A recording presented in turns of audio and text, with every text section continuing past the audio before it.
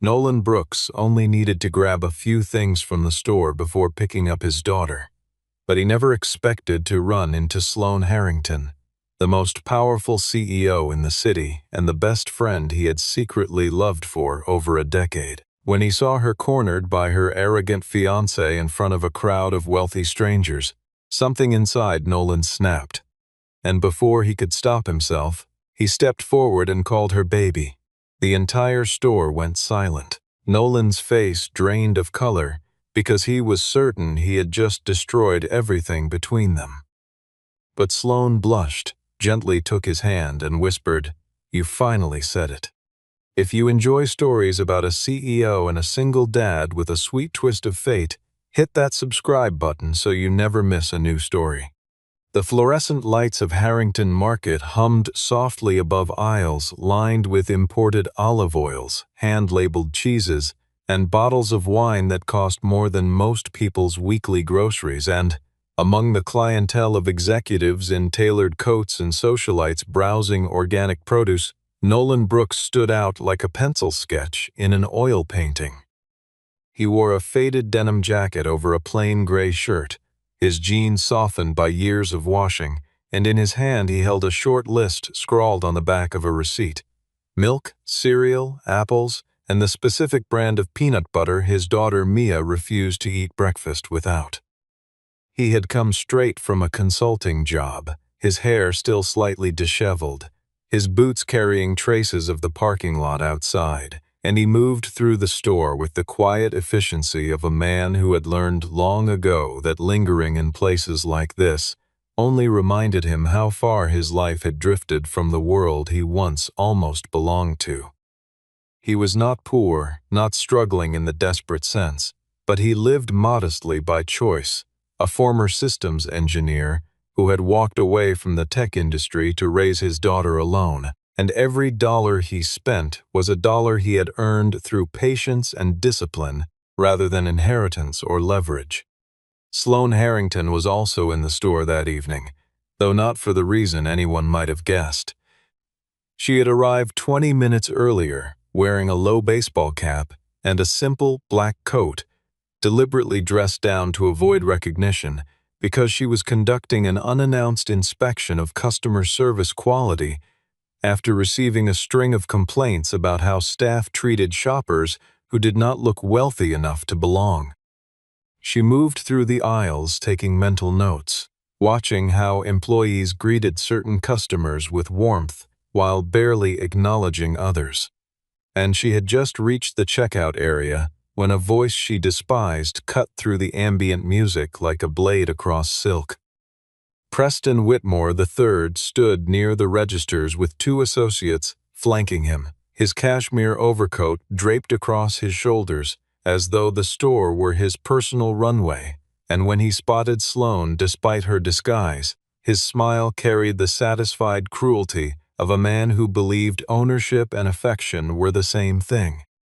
He spoke loudly enough for nearby shoppers to hear, mentioning the engagement party that was only days away, reminding Sloan that her little game of playing the independent woman was entertaining but ultimately futile, because the Harrington dynasty still needed Whitmore capital to survive the quarter.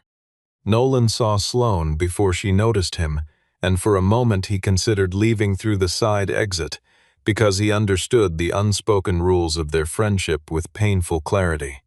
She was the CEO of a billion-dollar empire, and he was a single father buying discounted cereal. But when Preston placed his hand on Sloan's arm and leaned in close, telling her that no man outside his circle had the stature to stand beside a woman of her position, Nolan felt something tighten in his chest that had nothing to do with pride and everything to do with 15 years of silence. He walked toward them without a plan, without rehearsal, driven entirely by the instinct of a man who had spent too many years watching the woman he loved be diminished by people who saw her as a signature on a contract rather than a human being. He touched Sloan's shoulder gently and said the words that would change everything.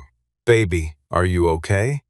The syllable left his mouth before his brain could intercept it, and the moment it landed in the air between them, The store seemed to lose its oxygen. A cashier recognized Sloane and whispered to a coworker. Preston's expression shifted from amusement to disbelief, and Nolan stood frozen, his face pale, already composing the apology he was certain he owed her. But Sloane did not flinch, did not pull away, did not correct him with the polished deflection she had perfected over years of public life. Instead, her cheeks flushed a shade of rose that no boardroom had ever seen. She reached for his hand, and with her voice barely above a breath, she whispered, "You finally said it." Nolan could not move, could not speak, could not reconcile the words he had just heard with every assumption he had carried for over a decade. And behind them, Preston Whitmore stood rigid, his jaw tight, because he recognized in that single whispered sentence something far more dangerous than a rival. He recognized history. The atmosphere inside Harrington Market shifted from polished calm to barely contained spectacle in the space of a heartbeat, and Preston Whitmore was not a man who tolerated being upstaged, least of all by someone whose shopping basket contained items from the clearance section.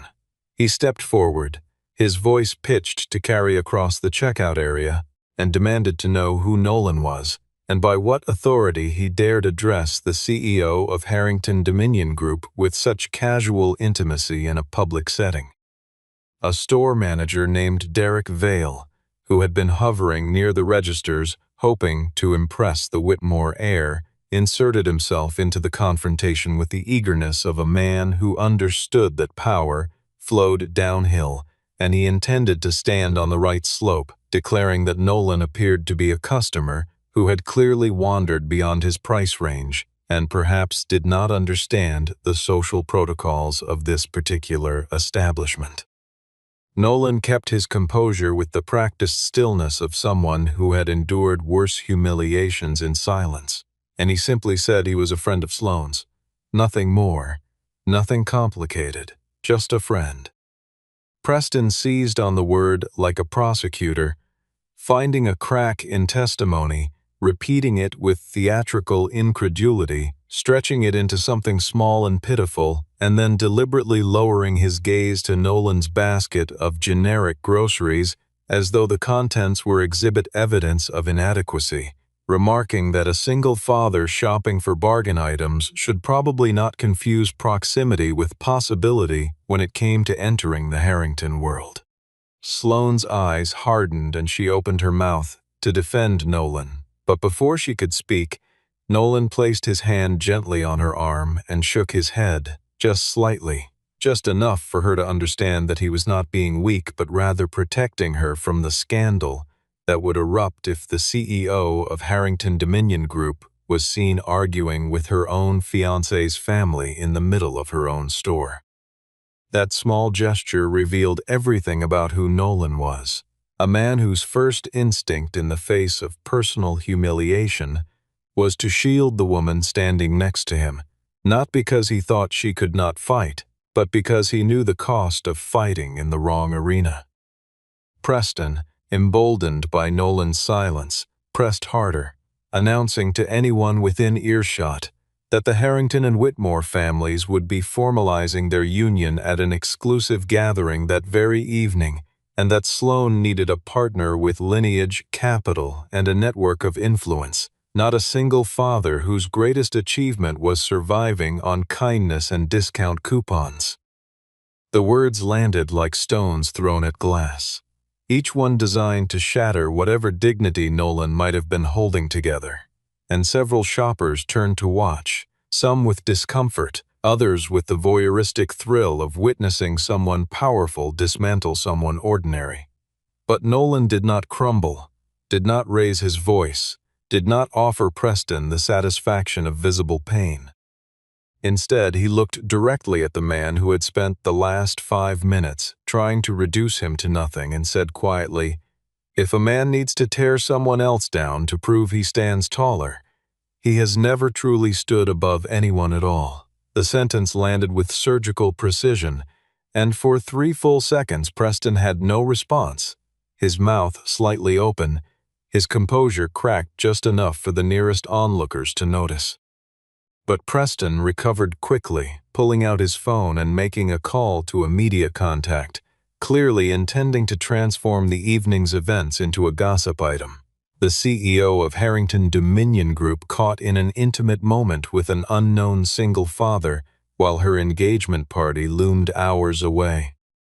Sloane watched Preston dial, and something shifted behind her eyes, something that had been building for months or perhaps years, and she reached down and took Nolan's hand in full view of the store, not as a CEO managing optics, not as a businesswoman calculating exposure, but as a woman protecting the one person she had waited for longer than anyone in that building could possibly understand.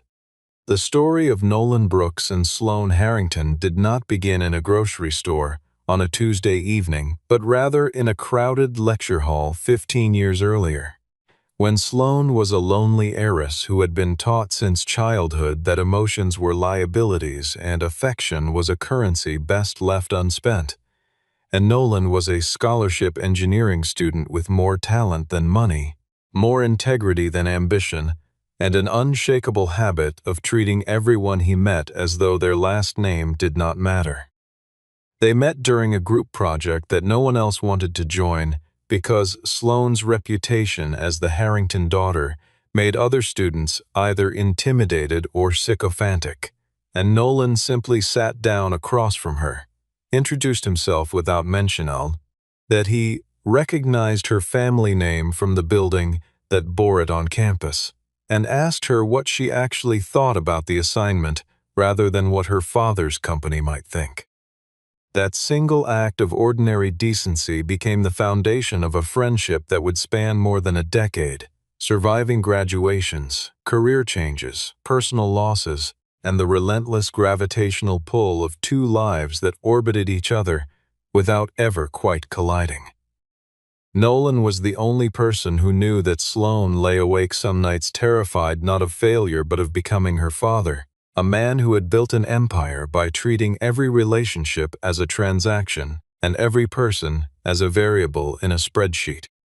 Sloane was the only person who knew that Nolan had once dreamed of building his own technology company, a dream he quietly folded and placed in a drawer the year his marriage fell apart, and he chose to rebuild his life around the single most important responsibility he had ever been given: raising Mia.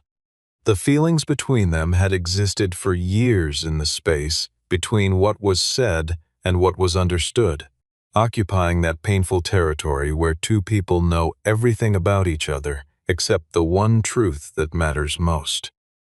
Nolan convinced himself that Sloane was beyond his reach, that a single father with a modest income and a complicated past had no business imagining a future with a woman whose world operated in currencies he could not afford, and every time she stood close enough for him to notice her perfume or laughed at something, only he found funny. He took one careful step backward because he believed that crossing the line would cost him the only relationship that made his life feel less solitary. Sloane, for her part, had spent years sending signals that Nolan either did not see or chose to ignore. Dinners that lasted until midnight, phone calls that began with business and ended with silence neither of them wanted to break, text messages sent at odd hours that said nothing important but meant everything, and the quiet fact that whenever her world collapsed around her, Nolan's name was always the first one she reached for. She had tried to convince herself that his distance was proof he did not feel the same way, but somewhere deep beneath the armor she wore in boardrooms and press conferences, she knew the truth. Nolan was not indifferent, he was afraid, and his fear was the only wall standing between them.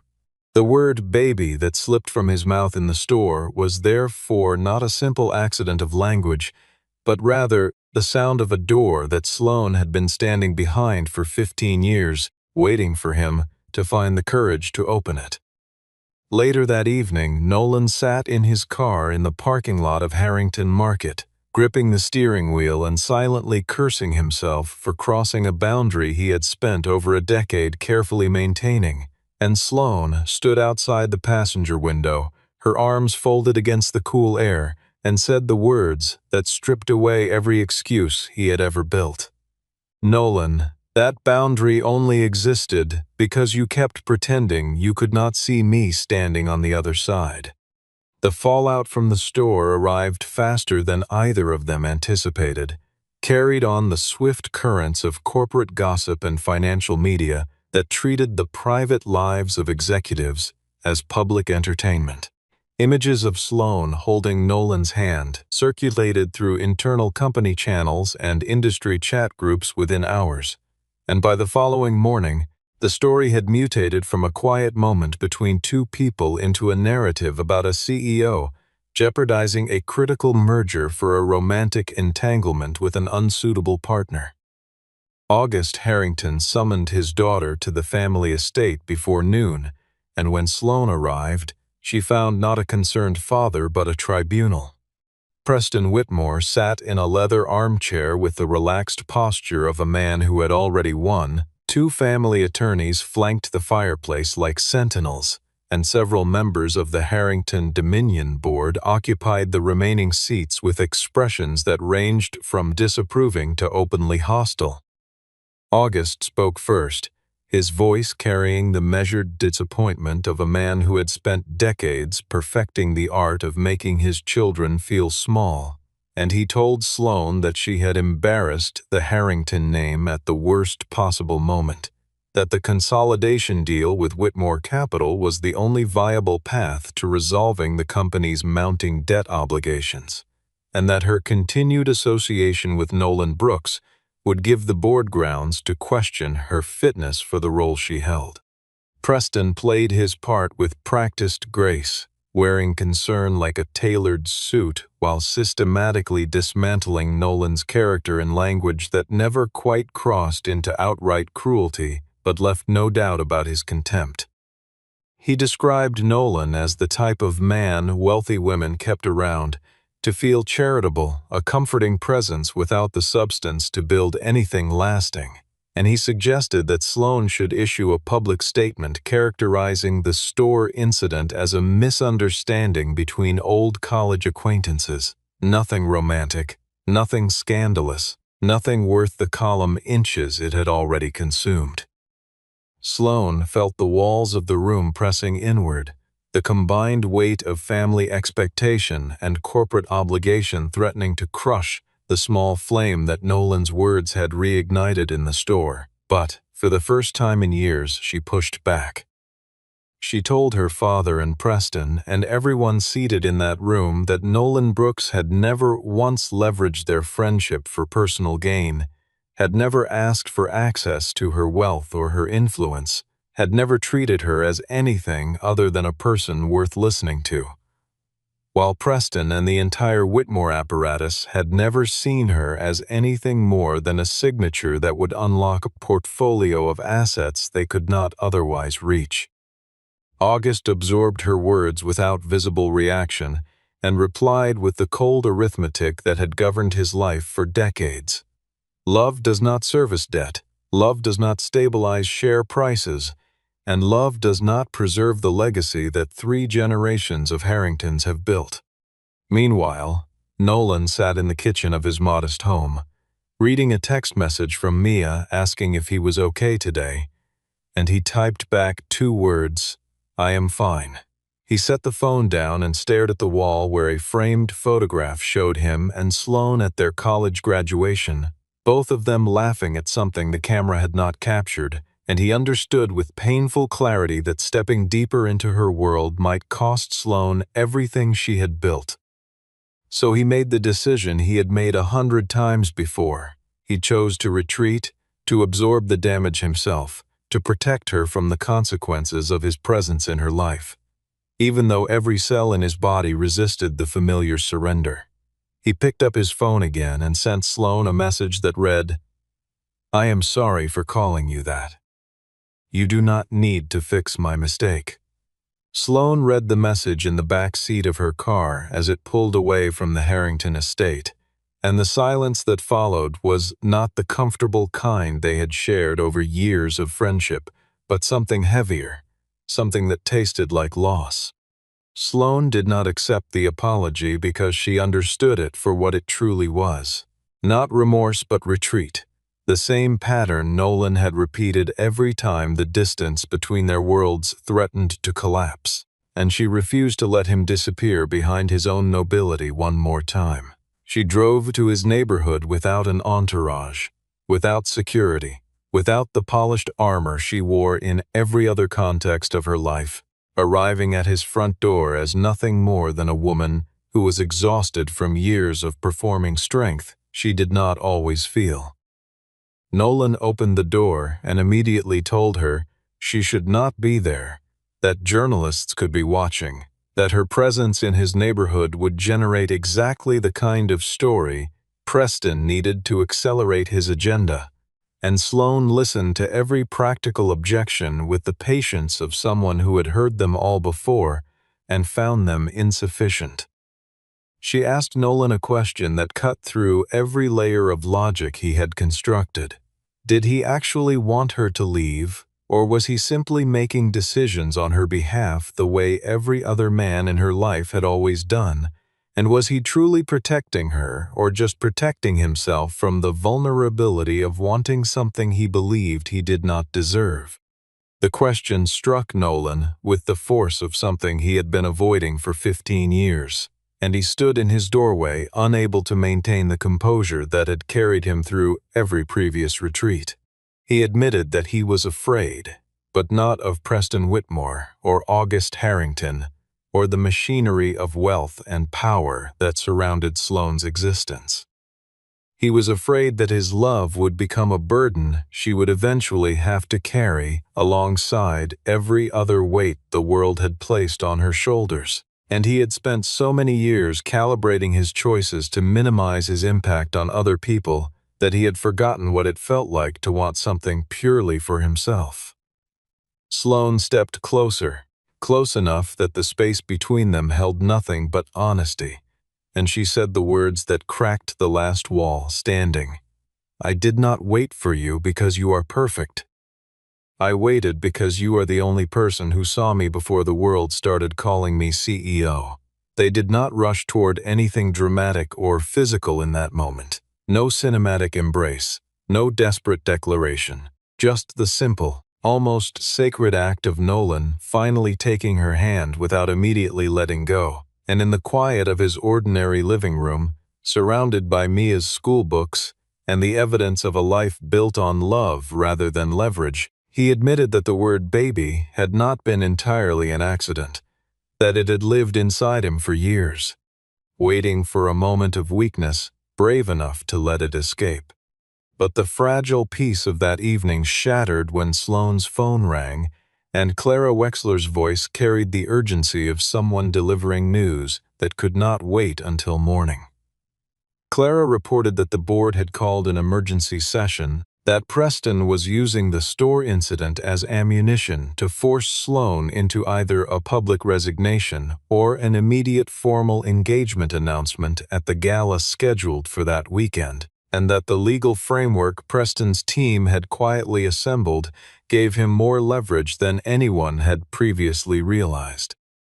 Nolan listened to the conversation from across the room, watching Sloane's expression shift from vulnerability to the steeled resolve of a woman who had spent her career fighting battles that most people never saw. And he recognized the moment for what it was, the point where retreating again would not protect Sloane, but abandon her. He crossed the room, waited until she ended the call, and said, "If they are using me to take your position, then let me show them they underestimated the wrong person." What the Harrington board and Preston Whitmore and even Sloane herself did not fully understand was that Nolan Brooks was not the ordinary man they had assumed him to be.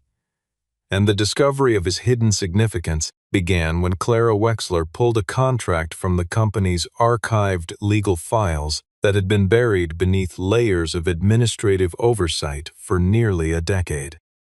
Before Nolan had chosen the quiet life of a single father, before he had walked away from the technology industry to prioritize his daughter over his ambitions, he had designed and built a proprietary logistics system called the ClearPath Engine, an advanced inventory forecasting and supply chain optimization platform that could predict demand fluctuations, automate restocking cycles, and reduce operational waste across large retail networks with a precision that no competitor had been able to replicate.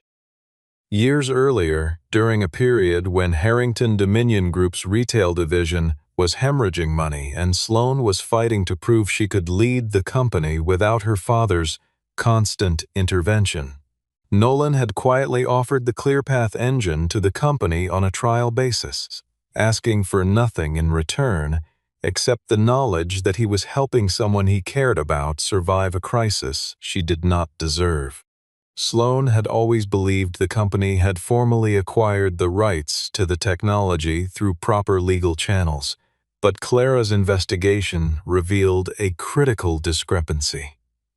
The original agreement was structured as a temporary license with an expiration clause that had never been renewed or converted into a permanent acquisition, which meant that the intellectual property rights to the ClearPath engine still belonged entirely to Nolan Brooks.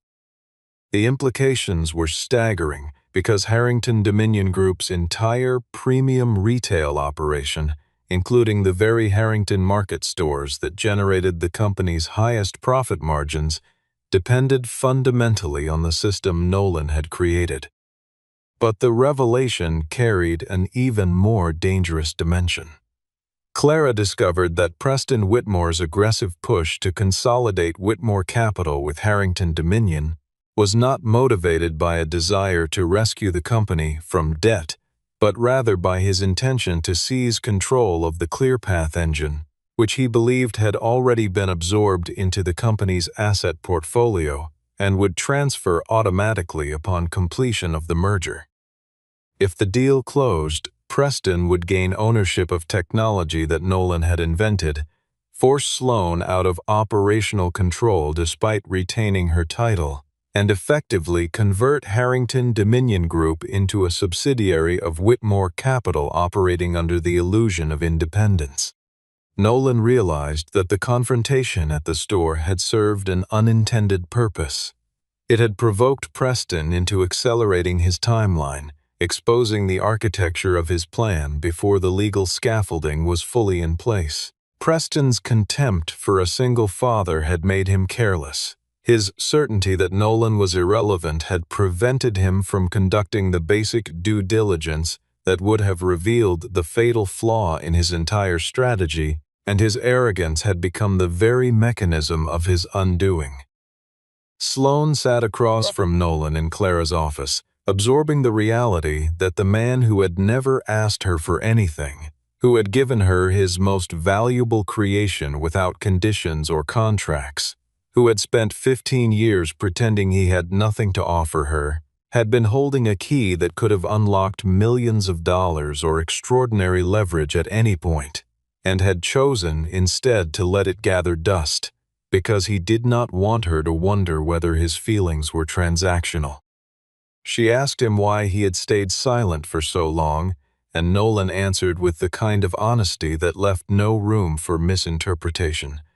"Because I loved you before I had anything worth showing off." The engagement gala occupied the grand ballroom of the Blackwell Grand Hotel, a venue whose crystal chandeliers and marble columns had witnessed decades of power mergers disguised as celebrations. And on this particular evening, the room was filled with the concentrated influence of financial executives, media figures, board members, and representatives from dynasties whose wealth predated the buildings they occupied. Preston Whitmore stood at the center of a raised platform at the far end of the ballroom, radiating the confidence of a man who had choreographed every element of the evening to culminate in a single outcome. Sloan Harrington standing beside him, wearing his ring, confirming before witnesses and cameras that the merger of their families and their companies was irreversible. August Harrington occupied a front row seat, his expression unreadable, his silence carrying the weight of a father who had chosen legacy over his daughter's happiness and was not yet prepared to question that choice. Sloane entered the ballroom in an evening gown that projected authority rather than submission. Her posture, carrying the precise calibration of a woman who had spent her career commanding rooms full of people who underestimated her. But her eyes moved through the crowd, searching for a face that did not belong to this world and therefore meant more to her than anyone in it. Preston opened the evening with a speech designed to project inevitability, describing the union of Harrington and Whitmore as the natural evolution of two empires whose combined strength would define the next era of American commerce, and he spoke about Sloane with the possessive warmth of a man describing an acquisition rather than a partner.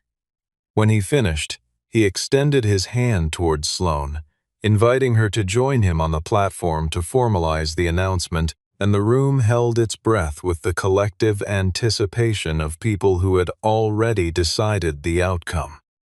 But before Sloane could respond, the ballroom doors opened and Nolan Brooks walked in, not with an entourage or a dramatic entrance, but with the quiet certainty of a man who had finally stopped apologizing for existing. He wore a simple dark suit, no designer label, no cufflinks that cost more than his car, and the murmur that rippled through the crowd carried recognition and judgment in equal measure, because most of the guests had already seen the photographs from Harrington Market and had formed their opinions about the single father who had dared to touch the untouchable.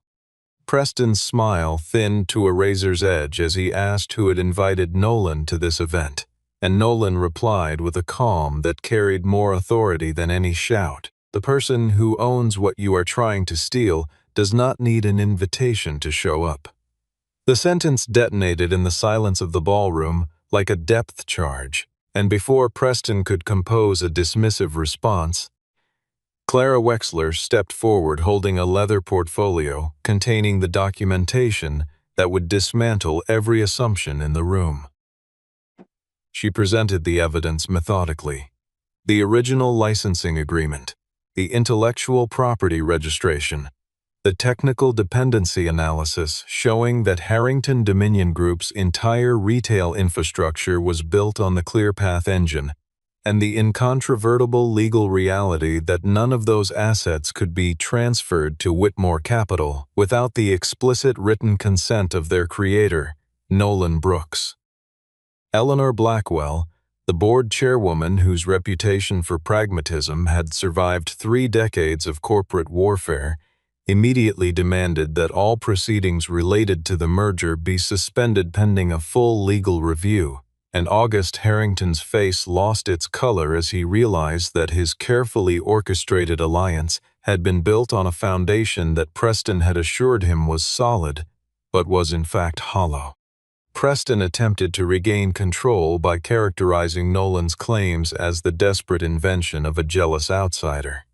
But Clara produced a second set of documents, a series of supplementary clauses that Preston's legal team had embedded in the merger agreement, provisions that would have transferred operational control of Harrington Dominion's core systems to Whitmore Capital within 90 days of the engagement being formalized, effectively reducing Sloane's role to a ceremonial figurehead with no authority over the company her family had built. Among the evidence was an internal email authored by Preston himself, containing a sentence that silenced every remaining sympathizer in the room. Sloane will thank us when she no longer has a choice. The words hung in the air like smoke from a fire no one could ignore, and the guests who had entered the ballroom expecting a celebration found themselves witnessing something far more consequential. Nolan did not attack Preston with emotion or rhetoric. He spoke with the measured precision of an engineer presenting a solution to a problem, explaining that the ClearPath engine had been designed during a period when Harrington Dominion's retail stores were facing mass layoffs, and that its purpose had always been to preserve jobs and stabilize operations, not to serve as a chain that one corporation could use to control another. Eleanor Blackwell then asked the question that everyone in the room was waiting for: what did Nolan want in exchange for his cooperation? the assumption was universal. He would demand money or equity or revenge against the family that had treated him as invisible. But Nolan's answer defied every expectation. He stated that he would grant Harrington Dominion Group a long-term license to the ClearPath engine at a fair and transparent price, contingent on 3 conditions. Sloan would retain full independent authority over the company's operations. The merger with Whitmore Capital would be permanently terminated, and the board would initiate a comprehensive investigation into every agreement that Preston Whitmore had proposed or influenced during his involvement with the company. August Harrington attempted to object because the conditions effectively eliminated the family's ability to dictate Sloan's decisions through financial pressure. But Eleanor countered that, without Nolan's cooperation, the company faced the prospect of losing access to the technology that powered its most profitable division, a scenario that would trigger legal disputes, operational disruptions, and a stock collapse that no merger could repair. The balance of power in the room shifted completely and irrevocably, settling on the shoulders of a man in a simple suit who had entered the building without an invitation and without anger. Preston stared at Nolan with an expression that had passed through disbelief and arrived at something resembling hatred, and he asked the question that men like him always asked when confronted with someone they could not buy. How much money would it take to make this go away? Nolan looked at him and replied, "You still think everyone has a price. That is why you are about to lose everything." Sloan stepped forward in full view of every camera and every guest and every person who had spent the evening calculating her future as though she were an equation rather than a human being. And she removed the engagement ring that her family had placed on her finger, set it on the table in front of Preston, and said with a voice that carried to every corner of the ballroom, "I will not sign my life over to anyone." The cameras swiveled toward Sloan as she walked to the edge of the platform, and the room fell into the particular silence that follows the collapse of something everyone believed was permanent. She could have taken the safe route in that moment, could have characterized Nolan as a technology partner, maintained professional distance, preserved the CEO image that served as both her shield and her prison. But Sloan had spent too many years living inside scripts written by other people, and she was finished performing. She spoke without notes, without rehearsal, without the polished cadence of corporate communication. And she told the room that years before she became CEO, before the title and the empire and the expectations that came with the Harrington name, there was one person who believed she could lead this company without becoming a copy of her father. That person never gave her power, she said, but he gave her something more valuable, the courage to hold on to her own. Nolan stood below the platform, visibly uncomfortable with being discussed in front of people whose net worth exceeded the GDP of small nations, and every instinct he had cultivated over 15 years of deliberate invisibility told him he did not belong in that room, that the spotlight was a place for people with bigger names and louder voices and more impressive resumes. But Sloan looked directly at him, bypassing every guest and every camera to find the one pair of eyes that had never looked at her with calculation, and she said that the most extraordinary thing about Nolan Brooks was not that he owned the technology that had saved her company, not that he had endured public humiliation without losing his dignity, but that he had spent 15 years treating her like a person in a world that insisted on treating her like a prize. Preston Whitmore left the ballroom without a word, walking through the parting crowd with the stiff gait of a man whose defeat was not dramatic but absolute, arriving not through confrontation but through the quiet, relentless exposure of who he actually was, beneath the inherited polish and the borrowed authority. August Harrington remained in his seat, unable to deny that his daughter had just preserved the company, dismantled a predatory merger, and reclaimed her independence. all with the help of the man he had dismissed as unworthy of standing in the same room. Sloane stepped down from the platform and stopped in front of Nolan, and the distance between them, which had once felt like an ocean, had shrunk to nothing. She asked quietly, "Are you going to take it back this time?" Nolan looked at her, and for the first time in 15 years, he did not step backward, did not calculate the consequences, did not weigh his own worth against hers. He said simply, "No, baby." The ballroom held its breath for 3 full seconds before applause broke through the silence. Not the polite applause of obligation, but the genuine response of people who had just witnessed something they did not expect to see at a corporate gala: honesty. Sloane smiled, and it was not the controlled, camera-ready expression she had worn like armor for years, but the real thing, unguarded and luminous, the smile of a woman who had finally stopped waiting. Several weeks after the gala, Harrington Dominion Group formally dissolved the proposed merger with Whitmore Capital, and the board of directors voted unanimously to retain Sloane Harrington as CEO with full operational independence, a decision influenced in no small part by Eleanor Blackwell's assessment that Sloane had demonstrated precisely the kind of leadership judgment the company needed: the ability to reject a harmful alliance despite overwhelming pressure, and to identify genuine value in places where others saw nothing worth measuring. The technology licensing agreement between Nolan Brooks and Harrington Dominion was executed transparently, with terms that reflected fair market value rather than the extractive conditions that Preston had intended to impose, and Nolan received compensation that acknowledged his contribution without transforming him into the kind of person who measured his worth in zeros. He did not become a tycoon, did not move into a penthouse, did not trade his modest life for the gilded cage that Sloane's world could have offered him. Because the man who had built the ClearPath engine understood that the greatest value of any system was not what it could take, but what it could sustain.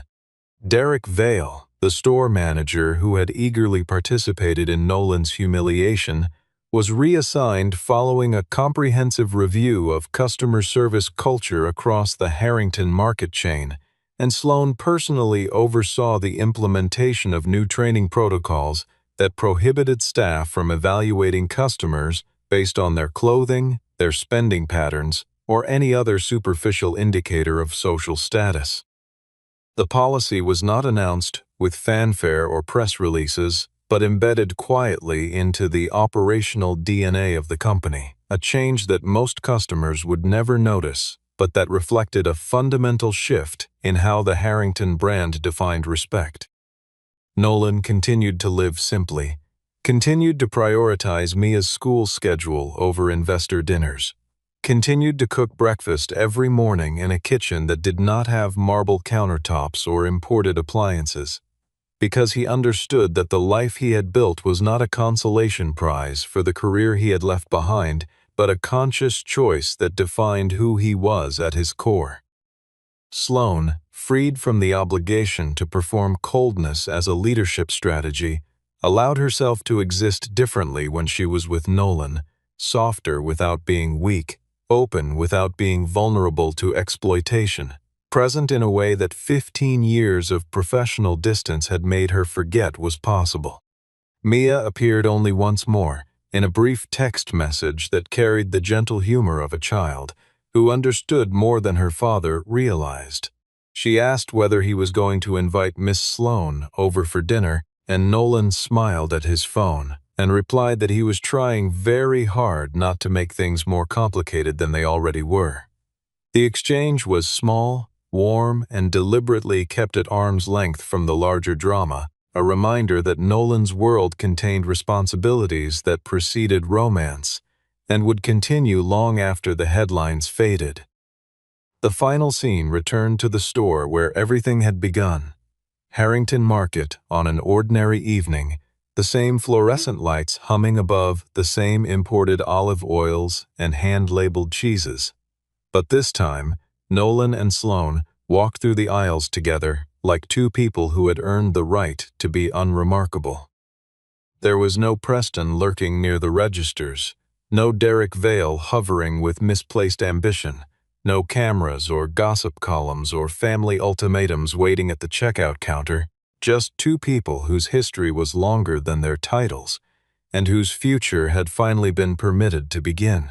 Sloane glanced at Nolan as they approached the exit and asked with the faintest trace of a smile, "What are you going to call me today?" Nolan looked at her, more at ease than he had been in 15 years, and said, "The woman I have loved for a very long time."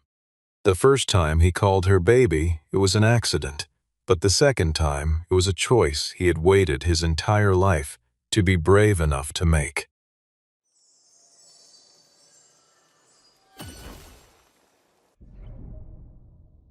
Finally back on Wukong. What's up, bro? How you doing today?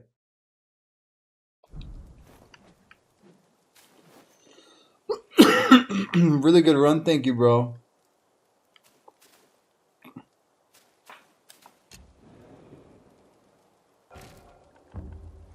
I just love that you could reset your levels anytime.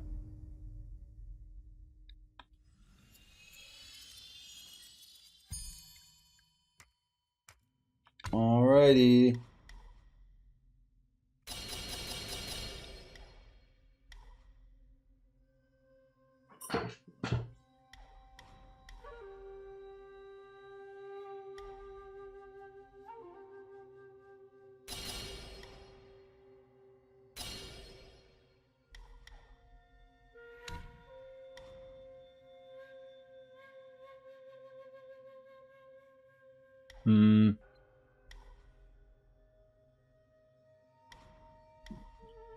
Let's get it.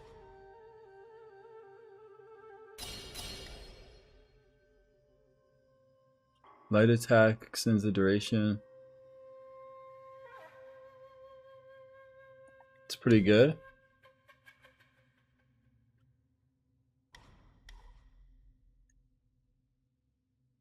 Alright. How many points I got? A couple left? 3?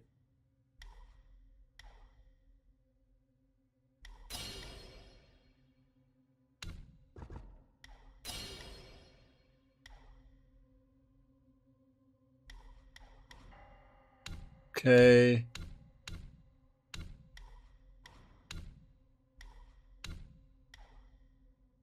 Smash dance. Perform.